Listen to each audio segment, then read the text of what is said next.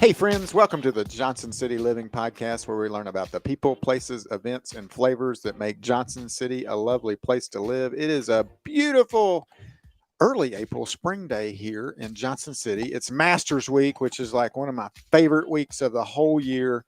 And I'm here with one of my favorite people in Johnson City. His name is Josh Smith, and he is the evening news anchor for WJHL. He probably does a lot of other stuff. He's an awesome husband and father and just a great guy. And so welcome to the podcast, Josh. I am loving your music. Isn't it good? It's hard.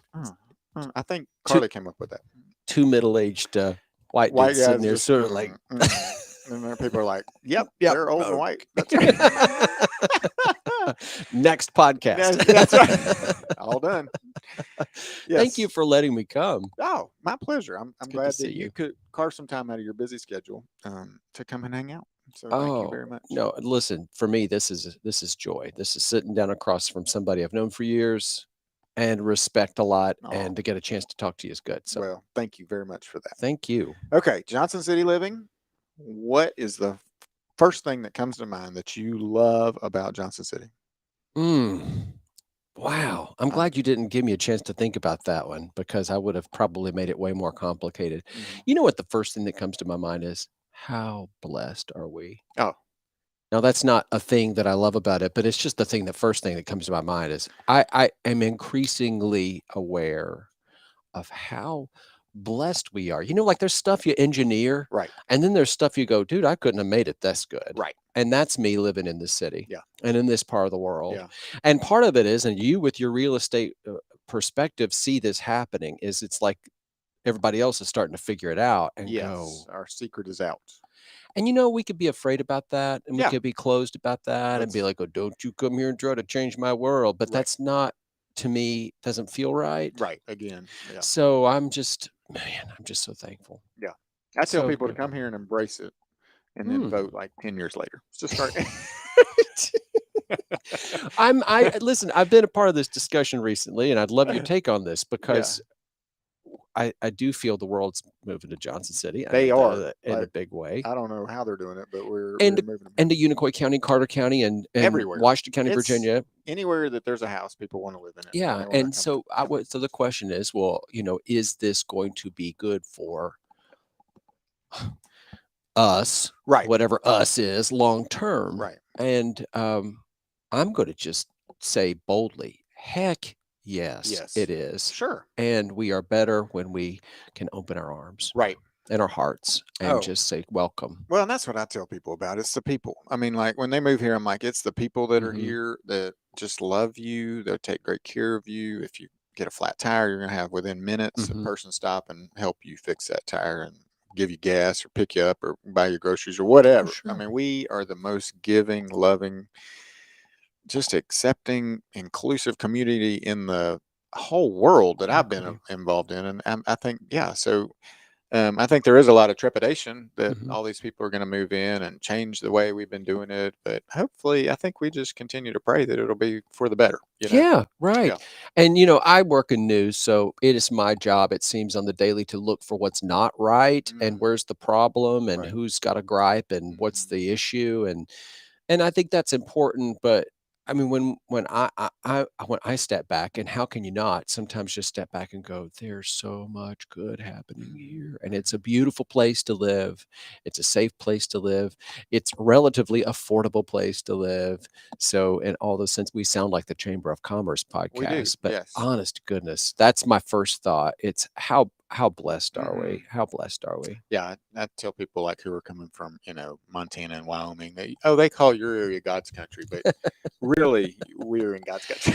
Colin, your mother, who I adore, is from England. I love her to death. Where is your daddy from? He is from Memphis, born in Memphis. Okay. Yeah. And so they met at the University of Memphis. That's Oddly, my mother had an aunt who was working at the U.S. Embassy in London. My dad had an aunt, who was working at the U.S. Embassy in London. What? This is back in the day before text messages and email and all that. They said, hey, you should get my nephew together with your aunt, my niece, and see what, just connect them. So two friends had nephew and niece. Yes. at the University of Memphis, Yes. and they said, "You need," and they connected Connected. the 2, and the rest was history. There you go. Holy Here I am. cow. I know. I bring that up to say your parents they moved here for their Med school. the med Yeah. school, My and dad. Yeah. so they were essentially not local, but Right. moved here Yes. and built their family. They did. My family crawled out from under a rock in Blountville in the mid 1800s. I mean, seriously. Well, that was my next question. Tell me about your family. Well, we're rock crawlers. But and my mother from Johnson County for centuries. I mean, literally, they rolled in there in the 1700s. My father from Sullivan County for the 17. I mean, local. So you have you helped your crew helped establish the area. No, That's what I heard. they worked from probation to menial labor job to we were dirt farmers and proud of it and Yeah. thankful to be. But my wife is from Florida and her family from New York and Okay. different parts of the world, and they moved here intentionally. Yeah. So 25 years ago when I married her, I married into this family that chose this place. Yeah. And that was for me a huge gift Yeah. because I grew up with a little bit of regional, I don't know, are we Bias. proud of Yeah. ourselves? Well, yeah, bias, but also a little bit of like, I don't know, we're kind of redneck here, we're kind of like backcountry. Mhm. We're not cultured. Right. A little bit of Appalachian shame. I'm 50 years old, so I didn't always grow up in this Appalachia is cool movement that's happening It's now. just now kicking off. So I don't know if that makes sense, but I grew up a little bit uh, Yes. I talk funny and, we don't always Mhm. act cultured. Tennessee, where's Yeah, that? Do you guys right. still do Used you to. go to the bathroom outside still? Yes, Yeah. exactly. No, we And do. It's and I grew up watching, TV where the Dukes of Hazzard and Beverly Hillbillies were this sort of like comedic look at life in rural Appalachia. right. And then you meet a family like your family and my wife's family that moved here Mhm. and chose to stay. Mhm. And you go, "Oh, we're made better by you. Our city, our region's better because of you." You know what I mean? So Yeah. I wanna take that spirit into I this think it's place with yeah, and me. I think it's a symbiotic relationship, though. I think that we have a lot. The region has a lot to offer and teach. Hey, like the New Yorkers. Oh, you guys move slow. Mhm. Well, I don't know that we do. We move intentionally, maybe. And like you guys are running around with your heads cut off or something. But I think there's a blend there, and I think it's a great mesh. And so, yes, I think it'll people moving into the area will make them better, and it's my hope that we make them better too, and we all get better, right? I like that. I mean, I like that. That says, we can learn from you, and if we work together, you can learn a few things about life here that we figured out. I Right, think because that's wonderful. I know that I don't know it all, and I Mhm. hope the other people know they don't know it all, but, we can figure it out together. Yeah, and, when you come if I were to move someplace else, I would hope that I It's not would gonna come happen, but wanting okay. to right, exactly. If I were to, I would hope I would move with the spirit of help me to integrate, let me teach you, let me learn from you, and let's be together. I Yes, love for that. sure, for sure. Okay, tell the listeners about your job. Oh, What do you Lord. do for a living? How do you live indoors? Well, I work for the local TV station, Mhm. which is the CBS and ABC affiliate. You got them both now. Well, they're both now, yeah, and, I didn't know it's that. yeah, so, we provide local news and, weather and sports information, and we are, primarily meeting people on television, but increasingly meeting people online. And we find that we have thousands of people who probably never watch us on television, but they read our articles and they stream our video, and so they are our audience who Uh-huh. is now meeting us in a different way and with a different sort of spirit than ever before. News is in a great crisis right now. I think as an industry, journalism I think Yeah, is in tell me more crisis. about that because Oh, I'm always oof. concerned about that, and and I think I'll just tell you honestly because we're Yeah. friends, but I always wonder like what is true? Can you find true anymore? Right, Like right, and we're asking that question, man. We really are. As a because people, it's because almost like we all have to be from Missouri. You got to show it to me. show Like I me. need a video that shows me this person doing what you're saying Yeah, they're doing because otherwise it's just crazy. just can I tell you a story? Yeah, I love The other day stories. I was out and I was walking my dogs and I was at the park and somebody I know, and I've known for years, I see him and we talk and he goes, "Hey, man, I wanna show you something." because this has really been bothering me. Pulls up YouTube, and it goes to this sort of channel on YouTube, and you see local news people from all over the country, and they are saying the same thing. And it comes I up in saw one of that you video. see that Yes. video, and the person who authored that video, I think, was trying to say these news people are just basically being spoon-fed scripts, Right. and they're reading Programmed. Yeah. programmed, and there is some sort of bigger, and let's just say it, darker hidden agenda that's being forced fed through people and into the media today. And it's not just national, these were local news people Oh yeah, all I across the saw it, and country. there You've were seen like it. 100 little ones, and they were all. It was It was scary. but it brilliantly put together. It was. And you kind of go, did that was totally edited, or I don't know, but Right. that would be something wonderful to speak to because I have that exact same question. So Okay, thank you well, for bringing it up. I mean, to me, it's just and it's hard for me, Colin, because I got into news because news was, as somebody growing up in rural Appalachia, we were in front of the television at 6 o'clock, and Right. we needed to know what the weather was going to We needed be. to get out of school. Yeah, No, that's all we cared it about, right? was, and it was edifying, and it was instructive, and it was helpful, and it was for us a lifeline. And so for me, that's kind of how, when I went to UT and I couldn't do math, I had to find a career. I ended up in the journalism school Gotcha. because I thought that's a noble career. I could get it. I could maybe make my way. I like it. Never dreamed I'd be on television, but it worked out, and so here I am. And now I'm looking around me going, y'all don't believe a word we're saying. And, the last presidential election, I can't tell you the number of people who were really angry with me. Oh, it's your And fault. I'm the dude on TV, and many of our viewers don't really distinguish between local news and network news. Right. And they see the agenda coming at them at the network level. Yeah. And I see the agenda, the biased reporting that's happening from these so-called reliable news sources Right. that we tell you you can trust us. Yeah. And I'll name names: CBS, NBC, ABC, MSNBC, Fox. You will tune in and you will hear an agenda. Yeah. It's heartbreaking. What do you think the end game is there? Like, hey, Well, I don't know. I mean, mean, I hope that it's the betterment of mankind. I don't think it necessarily is.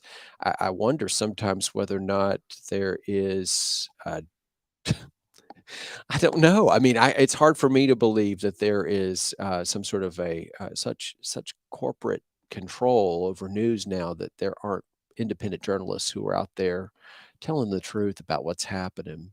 But you have to wonder sometimes. And it's hard because you tune in Fox, and depending on which hour you tune in, you're either going to hear an opinion show or a news show. And Right. it's very hard to tell the difference it between is the two. for sure. Yeah. And same is true with MSNBC. I mean, you tune in or CNN, and you're like, am I getting news now? I don't think so. That person's only giving me his or her opinion about things. So it's getting very difficult to distinguish. I don't know what the end game is. I tell myself, and I see it daily, that local news is really the last bastion of independent journalism in a lot of ways. So you guys are independent. Is that what you're? No, yeah, and back to that video. No? Yeah, absolutely. Okay. Yeah, I mean, and back and our mandate is no bias, only facts, only the truth, Yeah. and only both sides of every issue or all sides of every issue. And anything short of that is a failure in our standards, and it's not tolerated. And that's by the company that I work for, the I local. love it. That's awesome. But Bravo.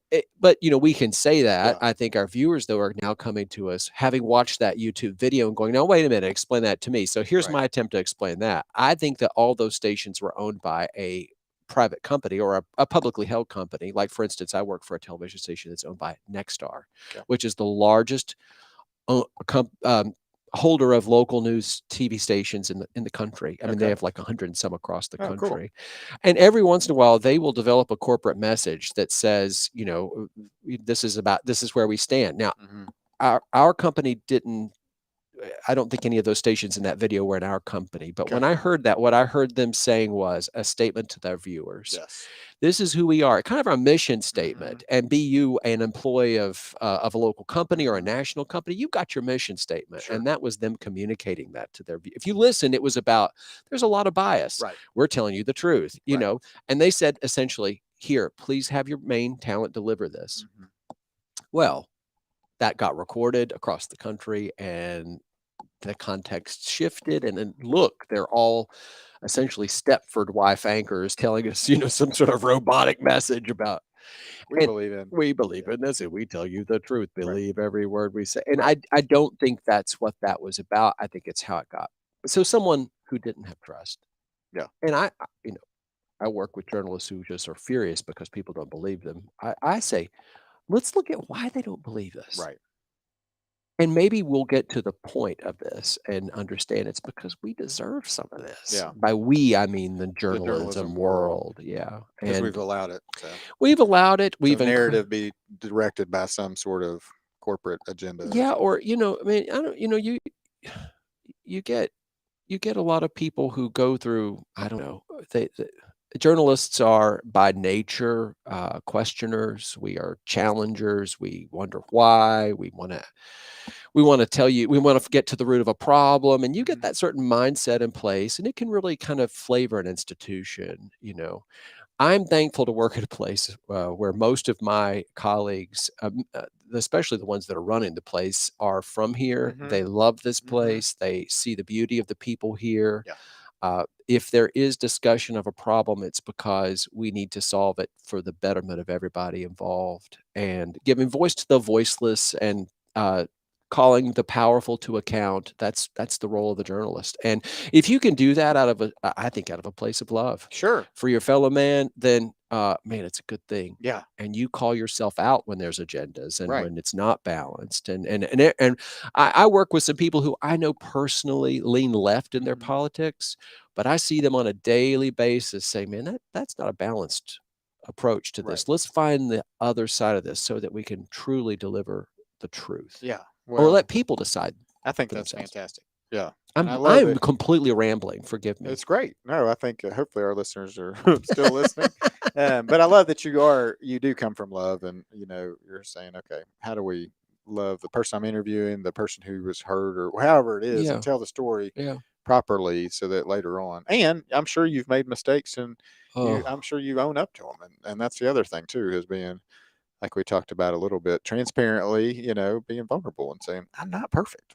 no, and that's the other issue with news is that we're trying to tell everybody that you can trust us, Right. but invariably, you're a human being, and we are full of fault and Sure. failure, Oh yeah, and we're all messed up. we all need grace, And all and the people running the cameras are messed up. Everybody's messed up, and we're trying to figure it out. Do the best we can do all the the time. do the best we can, and so we're really, I think, as a news business in sort of a crisis of trust a little bit. Yeah. So, where did you go to college? I went to University of Tennessee. Nice. You're Go familiar Vols. with that place. I am a alum, and so yeah, go Vols, baby. And so you rolled out of there, Yeah. and you went right to the news anchorage position Yeah, I mean, I went to, because you're so handsome. oh, it's I actually wish our listeners could see you. beautiful. I Oh, mean, this stunning. man is It's gorgeous. hot. He is.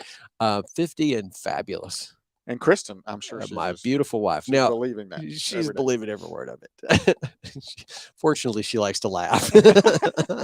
But, no, for me, and as the parent of a, almost college age, and you can get this too, is, you try to what are you gonna do with your life? For me, I tell people, I literally walked into the guidance office at UT, and I said, "Can you tell me a major that doesn't involve math?" I love it. And the lady looked at me. I'll never forget her, Colin. I never forget her face. She looked up and she went, "You need to go to Circle Park. That's the College of Communications." And I picked up my spiral bound notebook and pencil and hoofed it across to Circle Park and found the advising office. And I was a journalism major, was born.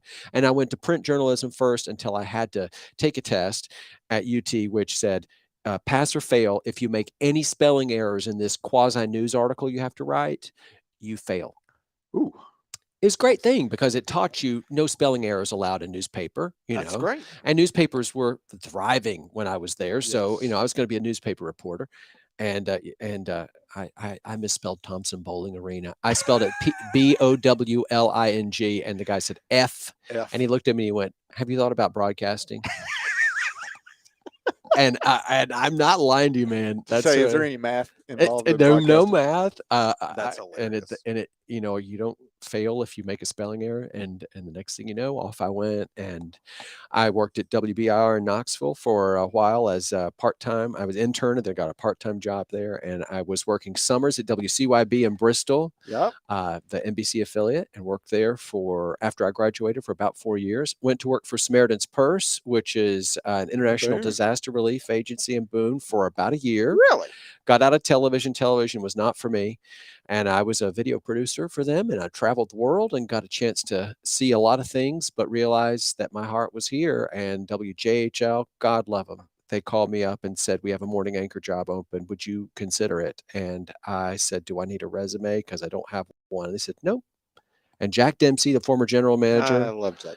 I will forever be grateful to that man. He says he takes me to lunch and he goes, "Well, I'll listen. This job is yours, but I don't want you hopping around anymore, okay?" And I said, "Jack, you got my word." I'll be there. And I How was many there. years ago was that? That was 1999. So we're talking 22, 22, 23? yeah. Yeah. It was basically in 99. I rolled in there in the summer of 99 as a morning news anchor, stayed there, did morning news for about 12 years. And then they said, "We're wanting you to move to the evening news." And I was like, "Okay." So I moved to the evening news, and I've been there ever since. And I'm so thankful to get to work with some people, amazing folks like Sarah Diamond and Kenny Hawkins and Yeah. Mark Reynolds, and people who I get to work with every night, and us, a whole bunch of people who you don't get to see, the greatest folks who are behind the scenes, Producing and producing editing and production, and amazing and folks. videoing and yeah. And I work for and with some talented and brilliant and folks who absolutely love this area. Yeah. That's great. So that's where it is. Yeah. I feel like now you're going, "Oh gosh, now what are we going to feel like? What are we going to talk about for the rest No, of the not at all. I got a ton of stuff. Was it hard for the family to change from morning? They're probably like, Dad's home at 4 o'clock. And Yeah. he gets to help, with homework and make dinner. And Yeah. then no, we're watching it. Dad's going to be at the table. He's just going to be on a TV at the end of the table Yeah. for dinner. Well, we shifted our lives a little bit around. Okay. We're late dinner eaters. JHL is very kind to me. They let me leave at 6:30, and they don't really demand that I return, so I'm able to come Oh, home and have nice. dinner Okay. and be with the family for homework, and when they were little, bath time and all that stuff. And then I jotted back to work for the 11 o'clock news. My family could not care less about my job. It's probably the same with yours. Your kids are like, "Mom and Dad sell houses." Right. That's all I know. My Are you children do not watch me right? on television. They don't know that and they could not care less. They're Uh, just dad. You're just dad. just Dad, and Dad shows up, and sometimes Dad has to go in, and Dad, "Oh, we're going to have tornadoes." Okay, Dad's gone. Dad But must be really afraid of tornadoes. Every time one's coming, he's running he's away. gone. I mean, he leaves us here at the house alone. Yeah, What's wrong with way to him? go, Dad. And so, but they have adjusted. We do not consume a lot of television in our house, so I'm not really Don't on in tell the your house. bosses that. Yeah, no, we're not a TV watching family. We love streaming, and the kids are consuming. Don't get me wrong. I Right. mean, we're not sitting at the house whittling soap. We are. It's a heavy digital household, but Yeah. we're it's not. They do not. They, I think, represent a lot of our viewers. They've Yes. moved on beyond the appointment viewing television, and they are now on demand. Well, that And leads me to my next question. What is the future for news? we're screwed. Like, I don't know. Well, I mean, we are currently very clairvoyant answer. You mean like Like, what do you? Yeah, like because it used to be we had to catch you at the right time on the TV, or you missed it, or then you went, oh, well, I'll stay up late tonight and watch Josh at 11 and see Mhm, what he had to say mhm, about whatever it was, right. the election or the.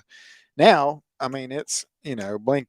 Everything's happening so fast, and you can get information anywhere. Right, Really, right, I am concerned about, like you said, the paper was thriving earlier. It's not anymore, right. and so you kind of look at the future and you're like, what are we going to be? What's going to be the next kind of media form now? Yeah. You think it's all going to be streaming at some point? I mean, I don't think people have to wait, so they won't. Hmm. I really don't. I don't think people have to wait and therefore shouldn't be expected to wait. And so we in the journalism industry have to figure out how to get content to people where they are and get it to them right away. Right. and provide it in a platform that also is profitable, because you have to pay these people that are doing the work, and Right. that's the crisis of newspaper right now. Like, I love to read the Tennessean, but am I going to pay for a digital subscription to the Tennessean? I don't know. Are you? I know. The I'm Tennessee probably people are listening. yeah, exactly. I mean, Cut off his free online there subscription. you go. Well, I mean, I've used up my 6 free trials, so I now have to pay. And I'm at the point where I'm happy to pay for good journalism Right. because I know I need to. And my dad did for years. We had a Yeah. paper subscription, Yeah. Um, and we should be paying to have access to the content and work of other people. So yes, I mean, I am. But I think, for us, we're finding that people still do meet us on television, Yep. and they have ways of accurately measuring audience. And thankfully, thousands of people show up on a nightly basis to watch the news, Good. and I'm very grateful that we have a thriving and growing audience. Hmm. And I do mean that, growing, especially in certain times of the day. For instance, we're finding that morning viewers are a bit more of a growing sector than evening viewers, because people are at home in the morning with the TV on while they get ready for their Hmm. day. They're Got a getting lot more informed. retirees moving here. Yeah, exactly. They're watching news They're in the watching the morning. news. Yeah. In the evenings, we find we do have viewers, and quite a few, and we're thankful for that. But really, where we're finding thousands of people reading our stuff and watching our videos is online. So the future, I think, of news, to answer your question, is we have to figure out how to develop content and deliver it quickly Hmm. and accurately, and I guess digestibly to people on their phones, Hmm. on their laptops, on the go, and figure out how to deliver it in a way that makes sense and honors our advertisers. I hate ads that pop up on my websites. I know you do too. I'm like, skip ad, skip ad, skip ad. But But without car dealerships, you guys aren't going to be in business. without car dealer shops, we're not going to be in business. And without locally owned Furniture companies. furniture companies and heating and air That's right. companies Yeah. and cash to loan things, Yes. and without Ballad Health and all these people that are Partners. partners, not people that we cover, but Hmm. also people that on the back end of that want to meet our viewers. Hmm. They see that they need to get their message out, Sure. and we provide an opportunity for them to do So it's that. a win-win. That ideally is the way it works, and so we have to figure out how to help them Hmm. meet the viewers Hmm. and the readers online too. And Yeah. that's part of like local broadcasting that transcends news. And I don't deal with that at all, but I have colleagues in Hmm. different floors of the building who do, and they're working hard to make that happen. Tell me. Well, thank you for sharing that. Tell me about. Take us behind the curtain. We have, you get up, you brush your teeth, you go to the office, and we have a story at 6 o'clock. Yeah, From conception, like how did that story come to you to where you're putting words out into the atmosphere? that's a great question. um well, there Because was it's new stuff every day. it's new stuff every day, and it's new stuff every Minute. quarter of the day. I Yeah. mean, the even in quiet Johnson City, Northeast Tennessee, Southwest Virginia, news is happening Hmm. rapidly, and we are constantly adjusting and Hmm. changing the plans. We have editorial meetings about 3 or 4 times a day, and there's a meeting that happened this morning at 9 o'clock, and then another meeting at 9:30, and then that's when the team, such as it is, the reporters, videographers, producers, and news managers gather, and they look over what's happening, and they say, "This is what we're covering today." And I'm not a part of that. I'm not even in the building when that happens. And the morning moves on, and we have a big fat audience at noon Hmm. that comes and watches us, and that's a huge broadcast opportunity for us. Primarily older folks who are at home, or husbands or wives who are at home while Hmm. they take care of children, whatever. They're meeting us at noon for that midday update, and then all the while, I mean, Colin, I see your little cars running all over town all the all over time. town, and we have, there. I remember a day when we held stories. We didn't put them online because we wanted to break it at 6. That not even a thought. If we get it and it's confirmed, we write it. It's proved. It's double checked. hit publish and get it onto the website and then onto social media as fast as we can. And so people can know what's going on.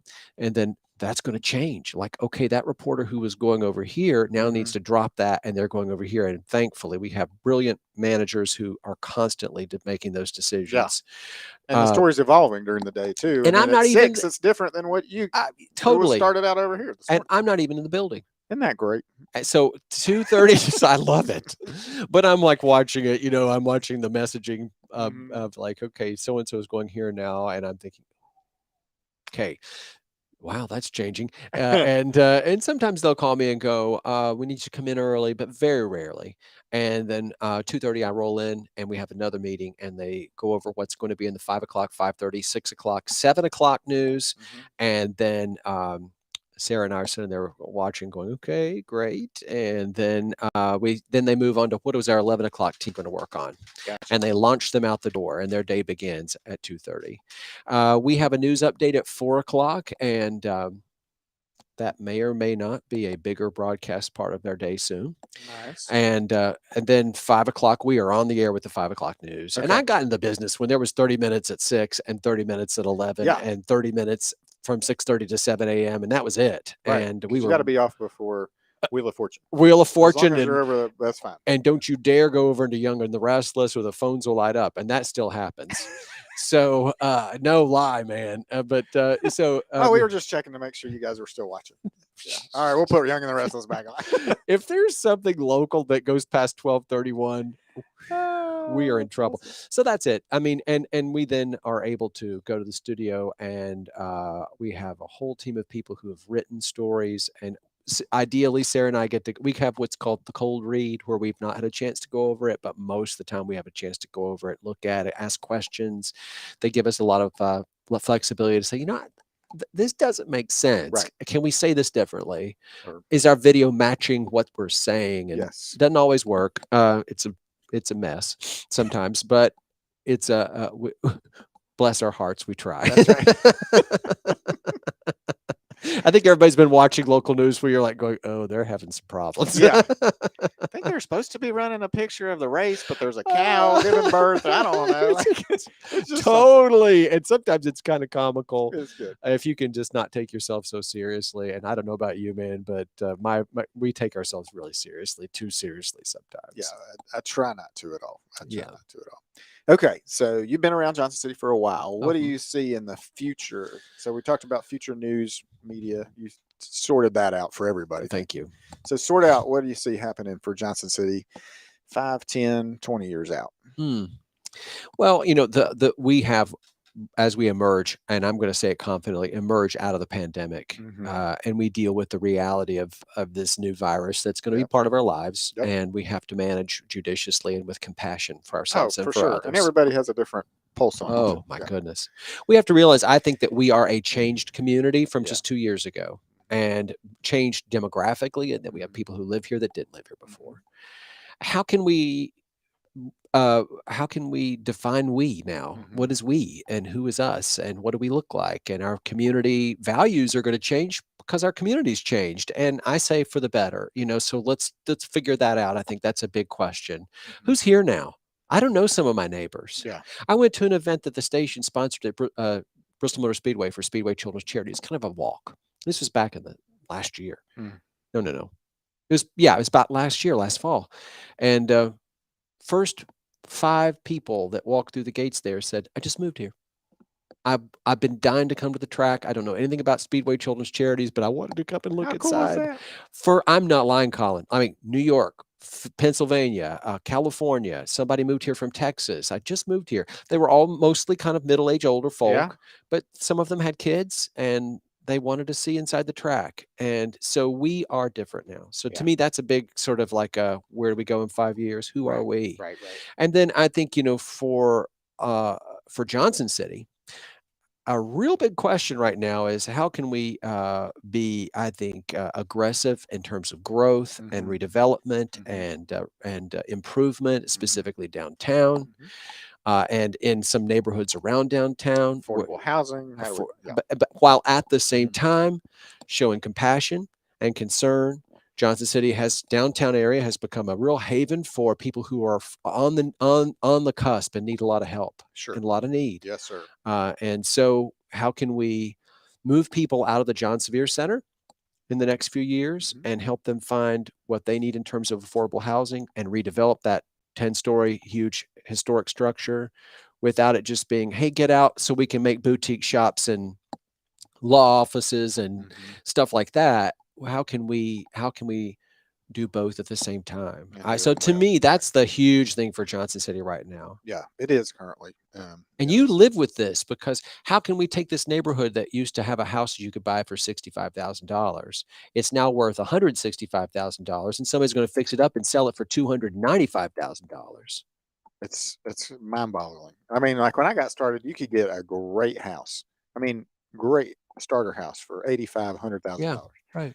I mean, we've got people. I pray daily for these people to find a house. Like we can 175, 180, Yeah. 200, and anything under there. You're competing. There's multiple offers there. How does someone get started? I'm looking for things. If you're listening and you have a house that you're like, hey, I really don't need this house. Call me. Yeah, because I've got people that are lined up. We are working with like 50 buyers right now. Like they're just waiting for houses, and we run and show. We're like you. If something happened, we got to run and go Yeah, show that house and pick up that news. right. And so I feel very reactive. I don't feel like I'm doing a great job for my clients right now because it's just so reactive, and there's just not inventory out there for them. But they're in oddly, people go, "Oh, there's no inventory," but oddly, we're selling the same number of houses. Actually, they're probably a little ticking up in the number and Mhm. volume.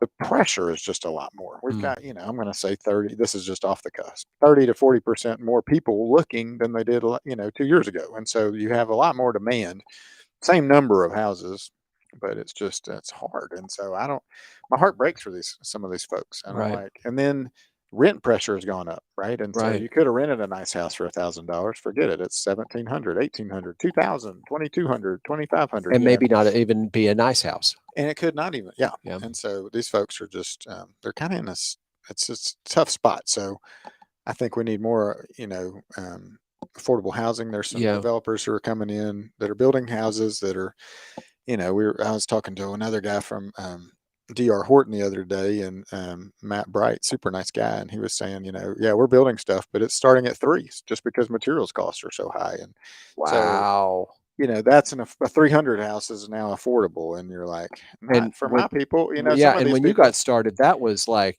That you was up made there, it. right? Yeah, Yeah, right, right. Like, oh, I'll never have a 300, and yeah. so it's interesting to watch as you and I grow older. We're about the Mhm. same age. It's funny to kind of go, I remember when, Oh, I know. yeah, We we hear could go to ourselves the in. movie for $1 and that gave you enough money to ride the bus home after a popcorn, and and so it's changing for sure. And And figuring out how as a community to support that first time home buyer yes. or that single mom who's Mhm. trying to get a good, safe, affordable, and clean home to raise her children, or that, whatever, Mhm. that to get a start. It's tough. Yeah, It's there's a lot of pressure, and so I don't have a great answer for it. mhm. I think, yeah, I don't know. We may have to figure out some sort of relationship with the city of some sort, figuring out something to. I don't know how to do it, but we need to find affordable housing for sure. And I sit on the housing board, and so we were helping with all the low to moderate income families that can't afford to live anywhere else. And Right. so we help over 2,000 families a month. They're a part of that What program, board and is so that? the Johnson City Housing Authority. Really? Mhm.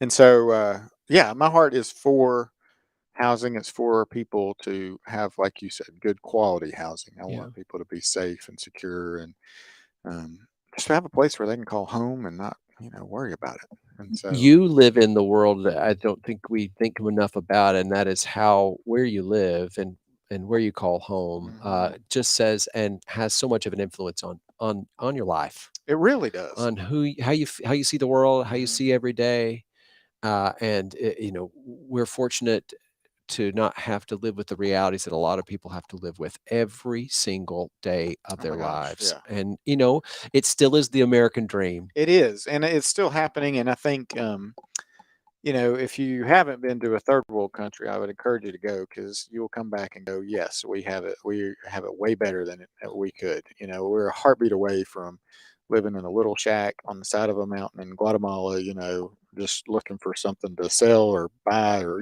just so we can eat or I mean, Mhm. it's sad. And so yeah, the American dream is a real thing for sure. And I think that's why all those people are like, we want to get to America where it's great. And I think the people here are getting a little like, oh well, America, it's not so great anymore, but it's still unbelievable. That's a lack of perspective It if you really think is. that, Oh my gosh. because it is. Right. My mom is from Johnson County, and, growing up, she said everybody just wanted to get out of Johnson County, Mountain City. We went there the other day. I hadn't been there in probably 10 years. Christian played a tennis match there. Oh, Yeah, really? so we were up at Johnson County High School. Oh, yeah, and, look at real estate in Johnson County right now. It's nuts. It's crazy, and these people who couldn't give away their land 25 years ago now, are sitting on a gold mine. For sure. And may they know it, and may they appreciate it, and may Mhm. they be glad of it, because Yeah. people around the world will be thrilled to pay $650,000 for 200 acres with a house on it. Yes, for sure. And my grandfather, who was a farmer in Laurel, Bloomery, Tennessee, would never believed Never it, guessed it. Yeah. never guessed it, that someone would ever see this place as heaven. Isn't that amazing? And it's It's beautiful exciting. up there. If you haven't gone to Johnson County, it is a beautiful drive up through Butler. Just go, and it's gorgeous. And so Mhm. I was. And you are at the end of Tennessee at You that are. You're on the edge. moment. That's right. If you want to find the edge of Tennessee, go to Johnson. You've come to the point of the matter. My wife, I said, we're going to move to Johnson County when we retire. She says, is there a Walmart there? I I think they've said, got a Dollar General. a couple. Yes. But no. She was there a Target there? No. No. How about there may be a Food City? I'm not sure. They do have a food Oh, center. yeah. I didn't see that. That's hilarious. Beautiful place. Simple life, Yes. Yeah. Good. which is what people are looking for. It's what I'm craving Yeah. every day. I Yeah. don't need cell service. So, anything I should have asked you that I didn't? You're really good at this, because that's what I tell new reporters to always ask someone at the end of Yeah. the interview. Is Yeah. always say, what should I have What did I asked you? not ask you? I should have. You Oh, could tell me like a great Colin. story about your brother Joe. Oh, my brother Joe. I have a twin brother. He's doing great. He's he's media Yeah, guy over at ETSU. yeah, he is, and Did he he's follow your footsteps? Lord How did no. he get into that? He was like me. He was Didn't want to so do math. fortunate. Just He show didn't me want to math. do I just don't math. want to do math. You know what? He got a student job. He was a work study student and got a job working for Fred Sossman at the ETSU, East Tennessee State Yeah. University, in the University Relations office, and he never left. Yeah. And he graduated and got a job now, and he's now the director, and he does a great job. He does a great job. And he's I a love your big brother. part of He's awesome. of helping that university grow Mhm. and communicate to their region. So Yeah. he's doing great. What should you have asked me? Gosh, Colin, I think you should have asked me about. Well, honestly, the greatest thing in my life every day is getting to go home to the most amazing woman I have ever known, and that is my wife. And I'm Oh. so thankful to be married to. And I have two boys who are teenagers, just like you. Mhm. And I'd love for them to get great jobs. That'd be wonderful. I'd Mhm. love for them to have lots of money so I could go stay in their beach I like house. that. I want them to, make Do me really well near yeah. the ocean. I want you to do everything that makes me feel good. You know, I need you to do these things Yes. and believe these things and go these Yes. That way I places. can pat myself on the back. My one hope for them is that they find someone and can Mm. share their life with somebody as like their mother. Amen. So for me, that's, people, a few hundred, maybe a few thousand people tune in and see my bald head every night on the television. And they go, there's Josh. What they don't know about me is this human being that is literally the reason why I'm able to get out of the bed every morning and Oh. get me there. And I mean that. And I know you live that too Mhm. with your I love my beautiful wife. Carly, Yes. is Yeah. that, and that's a whole world that, I don't know that we talk enough about with our kids. It's like, yeah, go find love. And I hope it translates well on Instagram. I hope you have a beautiful, Mhm. gender reveal or a Mhm. wonderful, engagement, or may it look great, but Mhm. phooey on all that. Right. When all of that is off, is this somebody that can help you be a better human being? Yeah. And I feel so blessed in that sense. Yeah. Same here. We're It, lucky. I tell the boys, I'm praying for you and for your future wife, and you need to be doing the same thing. And because if we try and make it happen, we're gonna screw it up. Yeah, So, yeah. but luckily, by the grace of God, He works it out, even though we try and manipulate it our Oh, way. and we So, mess it up a million yes, times. for sure. I have enjoyed this. Well, it's been a lot of fun. How can our listeners connect with you? Because Oh, I mean, golly. they want to tell you, hey, you messed up and Yeah. Well, spelled bowling arena wrong. they the day Joe Biden was elected president, I put on my Facebook, AP, Associated Press, Joe Biden elected president. And someone messaged me and said, "You'll pay for this." I'm like, what did I do? So they have no trouble finding me. I'm at WJHL TV. Yeah. I'm Jay Smith at WJHL.com. I'm on Twitter. I'm You're on on that Instagram. Instagram, I'm aren't all, you? You're on that fancy Instagram. yeah, well, Okay. I love it. Well, thank you so much for coming in, spending some of Thank your you. highly valuable time with me and our listeners today. I hope they got to enjoy getting to listen to you. And if you come to town and you want to hang out with Josh, he is a jewel. I will hook you up. I'll tell you where he lives, and you can take him a casserole. I'll tell and you hang why out. you're so lucky to live in Johnson City. That's right, you will, and you can watch him on TV or your phone or anywhere that media is found. Until next time, I'm Colin Johnson with the Colin and Carly Group and Keller Williams Realty. If you have a house for one of my little people that needs one, I would love to talk to you. If you want to sell a home or buy a home or move here, make Johnson City your house, or we even do property management, Josh. We do that. So if you want to invest, we would love to help you with that as well. Thanks. Continue to do great things out there. Be the best you can be, and have a great day. Dude. Yeah.